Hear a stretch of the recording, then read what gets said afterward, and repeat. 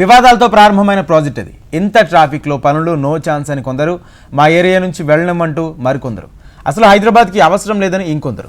Scene cut చేస్తే సరిగ్గా 7 ఏళ్లలో తమ వైపు ఆ ప్రాజెక్ట్ కావాలని రోడ్డెక్కుతున్నారు నగరవాసులు. ఇంతకీ దేని గురించి ఇదంతా అనుకుంటున్నారా? నగర రవాణా వ్యవస్థలో కీలకంగా మారిన హైదరాబాద్ మెట్రో గురించి. ఒకప్పుడు అనవసరం అనే స్థాయి నుంచి ఇప్పుడు అత్యవసరం అనే స్థాయికి చేరుకుంది హైదరాబాద్ మెట్రో. 7 ఏళ్లు పూర్తి చేసుకున్న 8వ వసంతంలోకి చేరుకుంది హైదరాబాద్ మెట్రో. హైదరాబాద్ పేరు చెబితే చాలు ట్రాఫిక్ గుర్తుకొస్తుంది. ఇలాంటి ట్రాఫిక్ కష్టాల నుంచి గట్టెక్కించేందుకు హైదరాబాద్లో మెట్రోను తీసుకువచ్చారు. మొదటి మెట్రో టెండర్లను మెటా సంస్థ దక్కించుకుంది. అవినీతి ఆరోపణలతో ప్రాజెక్ట్ అటకెక్కింది. ఆ తర్వాత పీపీపీ పద్ధతిలో ఎల్ఎన్టీ సంస్థ ప్రాజెక్టును దక్కించుకుంది. ప్రాజెక్ట్ మొత్తాన్ని పర్యవేక్షించేందుకు మెట్రో ఎండీగా ఎన్వీఎస్ రెడ్డిని నియమించారు. 2012 ఏప్రిల్ 26న నగరంలో మెట్రో పనులకు తొలి పిల్లర్ పడింది. 2017 నాటికి ప్రాజెక్ట్ పూర్తి చేసేందుకు ఎల్ఎన్టీ సంస్థ అంగీకరించింది.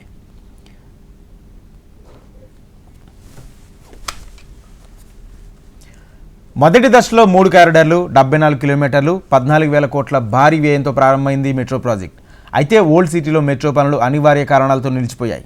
దీంతో మెట్రో రైల్ మొదటి దశ మొత్తం 3 కారిడార్లలో 69 కిలోమీటర్ల మేర 57 స్టేషన్లతో నిర్మించబడింది. మియాపూర్ టు ఎల్బీ నగర్ ఈ మధ్య మొత్తం 29 కిలోమీటర్ల మెట్రో అందుబాటులోకి వచ్చింది.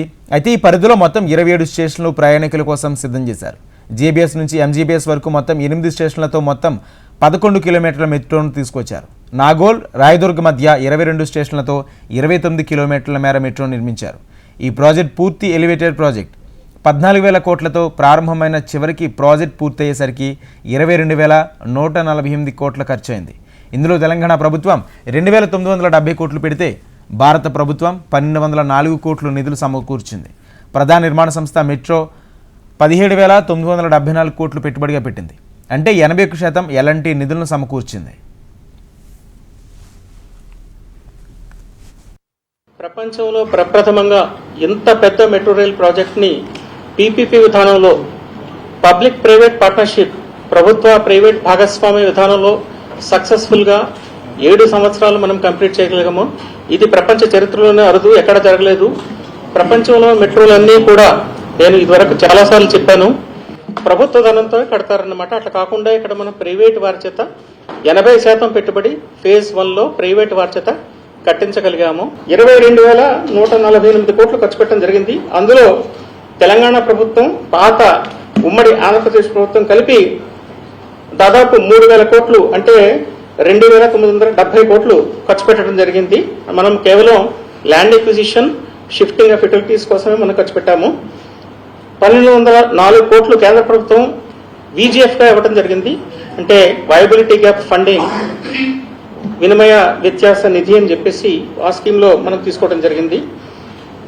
దాదాపు 18,000 కోట్లు అంటే మొత్తం ప్రాజెక్టులో 81%, 81% of the project cost was spent by L and T metro rail Hyderabad limited. L and T వారికి ఖర్చు పెట్టడం జరిగింది.